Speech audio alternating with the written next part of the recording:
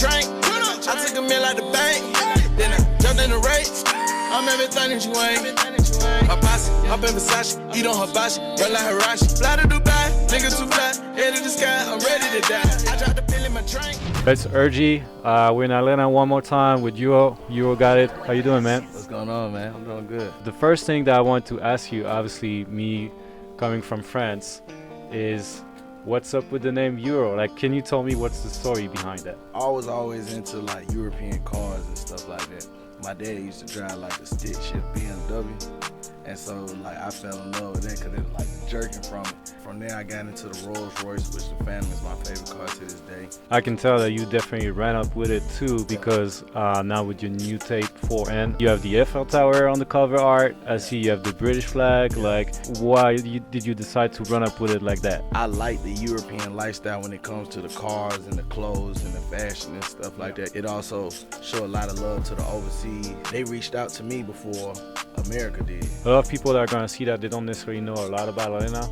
Can you tell us more about where you grew up, what's your background, and how you made it to where you are now? I was born on the west side of Atlanta. Fortunately, I was able to grow up with both my moms and pops. I pretty much had like a church background, which helped a lot because I still got I maintain that same faith. I wasn't really raised in the streets.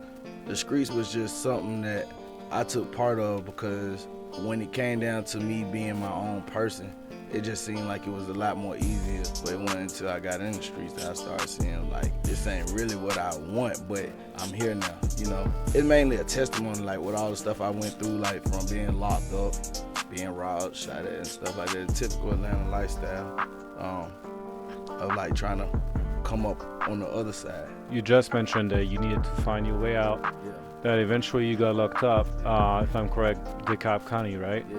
And probably one of the toughest jail around here, really. They even did like reality TV shows and that kind of shit about it. What did you learn from that experience? It's only negative if I still indulge in that lifestyle. If I didn't learn nothing from it, it'd be negative. I was locked up for 2 years.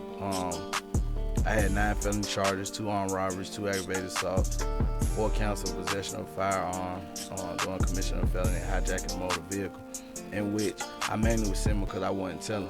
That's when I was locked down for 19 hours. I come out for like 2 hours, 30 minutes in the morning, 2 hours, 30 minutes at night. I ain't seen daylight for like 2 years. Like window like about this thick. A lot of people come out and it's like, man, that wasn't nothing. I ain't dead, I ain't get raped, I ain't do this. I can do it again if I had to. But that wasn't the way I looked at it. I was away from my family, I was away from my son. I'm away from more than anything, I'm away from women. You know how that feels. So when I came home, it was like, you know what I'm saying? Like I had to be relentless, I had to be a savage, you gotta go hard. I can't work no 9 to 5, I wasn't born to work for nobody. I'm born to be a boss. Jail actually really helped me. That's probably the best thing that ever happened to me. I realized I knew I was able to rap, but I was dumbing it down as poetry, because I ain't want my mom to find out. One of my partners was explaining to me, said, as long as you're successful at what it is you're trying to be, your folks will be proud, bro. That was probably like 18. I'm making music, but I wasn't pursuing music how I should. It wasn't until like when I got locked up, like for this to be jail, you know, jail typically, man, shut up, ain't nobody trying to hear that. But when you got people asking you to sing or asking you to rap, and on my way out, everybody, bro, you go hard, bro, go hard. When I came home, I knew it was something serious. Now you just released the foreign tape. You have great features on it. Hoodrich Pablo, Gunna, and obviously the one with Lil Baby.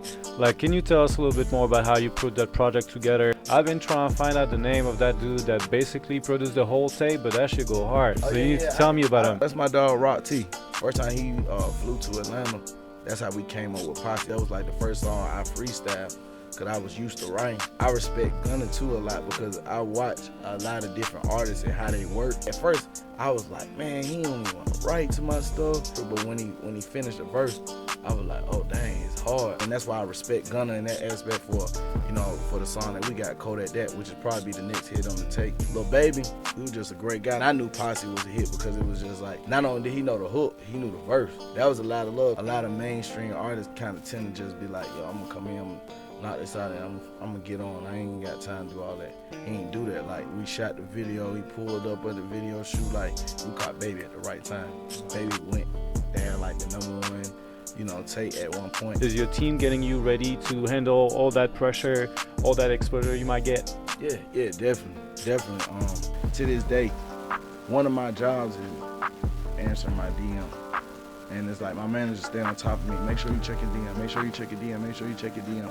Because I build relationships with the fans. You meaning Gary V and your team educating you as far as like Instagram and marketing, all that. It shows because it feels like on your Instagram profile you're really spreading like a positive vibe, like being motivational and staying positive. So I just wanted to say that it's great to see that from artists like you.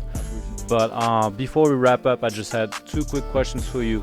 The first one is top 3 artists that influenced you when you were younger or influencing you right now. Probably Future, Cole, believe it or not, Lecrae.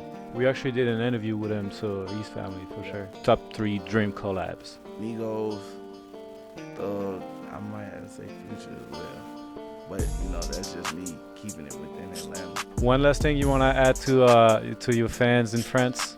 Oh, man, like, I love y'all to death. And that's from the bottom of my heart. Y'all reached out to me before America did. I just can't wait to be there, bro.